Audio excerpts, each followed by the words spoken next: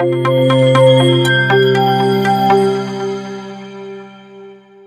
and welcome back to my YouTube channel.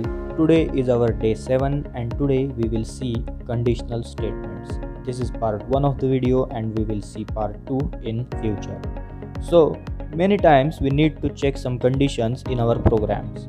We need to do something if something is true. So think about it like if today it rains, I will use an umbrella, else I will not. Just like that, we will see some conditions and how we can check them. So without any ado, let's get started and let's start with conditional statements. Hey guys, so we are back with our computer, and so let us start with if else conditionals. Okay, so open Visual Studio Code, and here I am pasting this code which is the syntax for if else conditions. Okay, so the syntax is if is a keyword which we will use. Okay, so if, then we pass a condition. Okay, so this can be any condition which we want to evaluate or which we want to check for.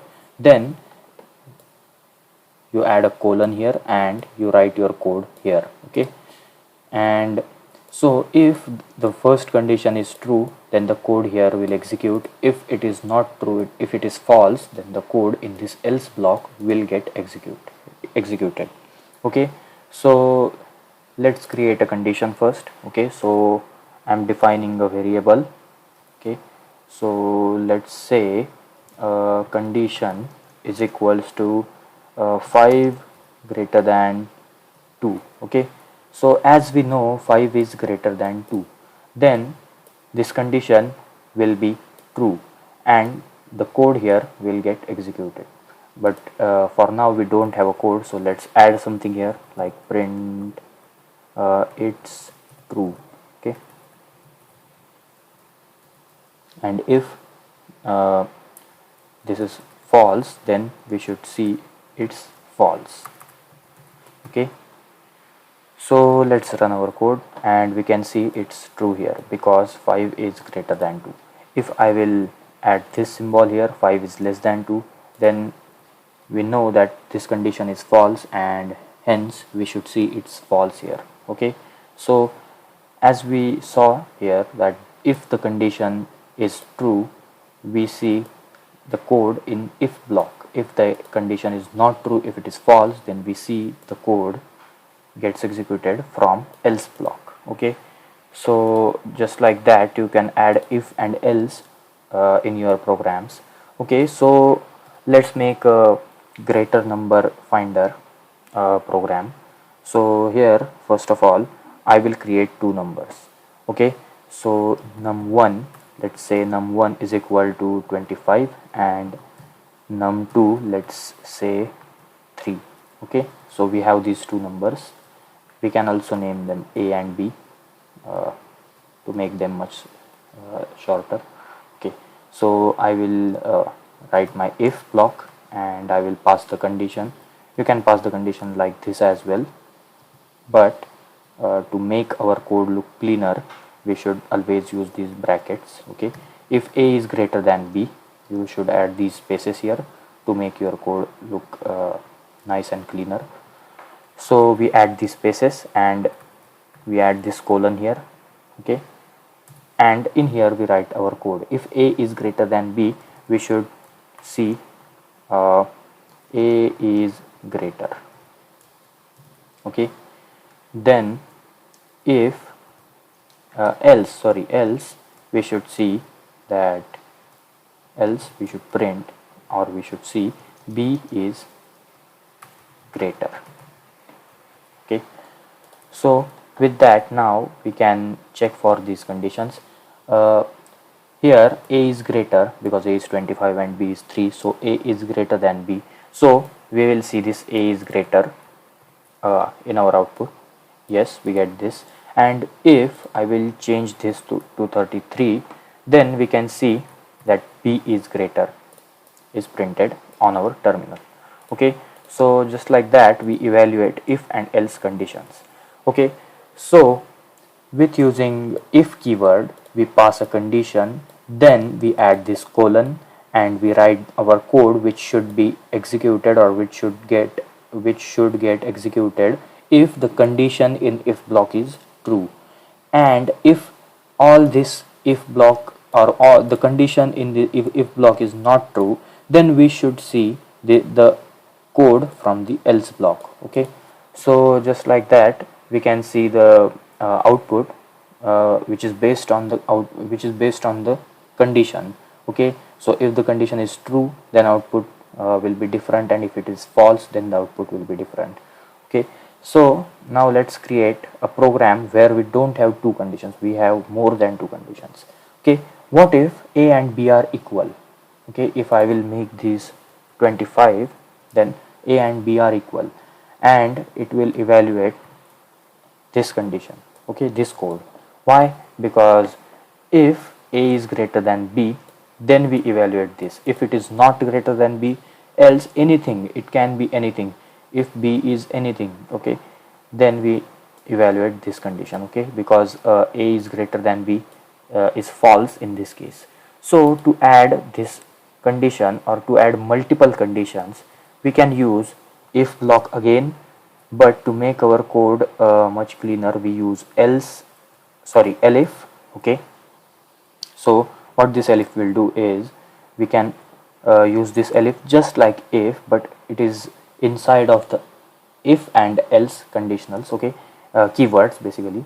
So here we will pass if a is equal to b, and now I think you are confused. Why? Because why you have written these two equal to's here? Why you haven't written like one equal to? So the reason behind this is, when we write like this, a is equal to 25, then we are assigning this value to this variable. And in cases like where we use equal to, or we can use greater than equal to, or smaller than equal to, then in such cases we use these operators, which are called as comparison operators, which is our topic for future lectures. So for now, just add these two equal to signs, and just think about them as, if we use one equal to sign, then it is for assigning a value to variable, and if we add two equal to signs, then it is for comparing those two values. Okay, so here we add colon, and we write our code which should be executed. A and b both are equal. Okay, so if now we have this code, like I will give some space here to make our code look cleaner. Okay, so if our a is greater than b, then we will see a is greater. If our elif, that means if this is false, then we check for another condition, which is if elif a is equal to b, that means the value of a and b are equal. Okay, if that is the case, we see this output on the terminal, so this output will get printed, and if these both conditions are false, then we will see b is greater. Okay, so let's run our code, and we can see a and b both are equal, because the values of a and b are equal right now. If I will make this 250, then we can see that a is greater. Okay, so as you can see, a is greater in this case, and if I will add 2500, then you can see b is greater. Okay, so with respect to the conditions we provide, the output changes. Okay, so like that you can add if and else conditions in your program. Okay, so this was the first example. So now let's create another example. Okay, so now I'm creating a variable. I'm defining a variable which is temperature.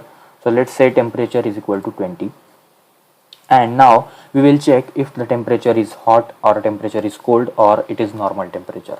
Okay, so I will create if. Okay, if the temperature is greater than, let's say 30 degrees Celsius, then we should print it's hot outside.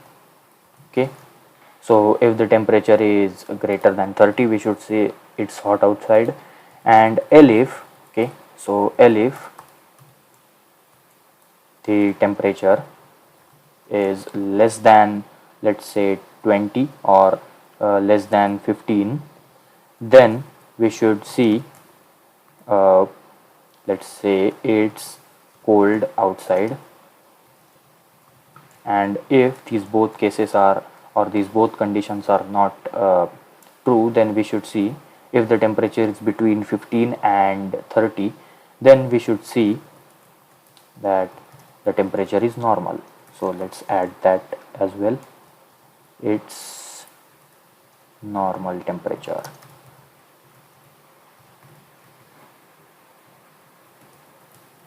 Okay, so with that said, we have completed this program. So let's check this out now.